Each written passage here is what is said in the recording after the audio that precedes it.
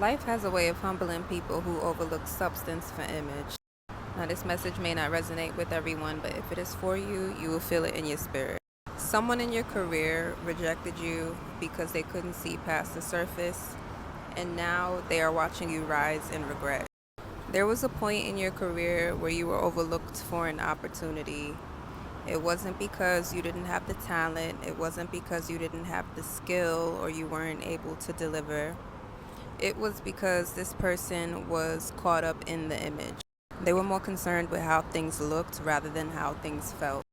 They went with someone who they thought could impress others, someone who fit the aesthetic, but not someone who could actually carry the vision. And in choosing that person, they rejected you. They didn't see your potential because your success didn't come packaged in a curated image. Your authenticity challenged their entire system, so they turned away from it. Now, here is what they did not expect. The person that they chose could not perform. They looked the part, but they were not built for it. The project is stalled, the numbers aren't hitting, the energy is off. And you've been doing what you do best, showing up in your truth, building quietly, rising in integrity. More people are starting to recognize your name. You're being acknowledged not just for what you do, but for who you are. You're starting to attract aligned opportunities, people who see you, people who value you. And that person who rejected you, they are experiencing a full-blown ego death right now.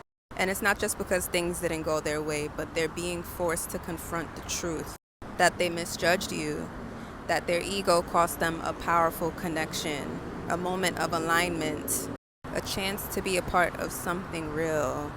It's a sinking feeling, that tightness in the chest, that obsessive mental replay of the moment that they made that decision.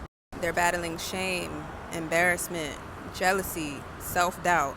They keep asking themselves, why didn't I see it? How did I miss that? They're watching your growth and realizing that what they dismissed as too raw or not polished enough was actually your power. And it's humbling them in ways that they were not ready for. Their confidence is shaken, not just in you, but in their own judgment. They're realizing they're not as discerning or intuitive as they thought. And that's a hard truth to swallow, especially for someone who always feels like they're right. But the divine part of it all, you were never meant to be in rooms where your spirit had to compete with someone else's performance. That rejection was your protection because had they chosen you, they would have dimmed you. Now you're walking into spaces where your truth is your brand. You're not being chosen because of an image. You're being chosen because you're real. Let them sit in their lesson while you step into your purpose.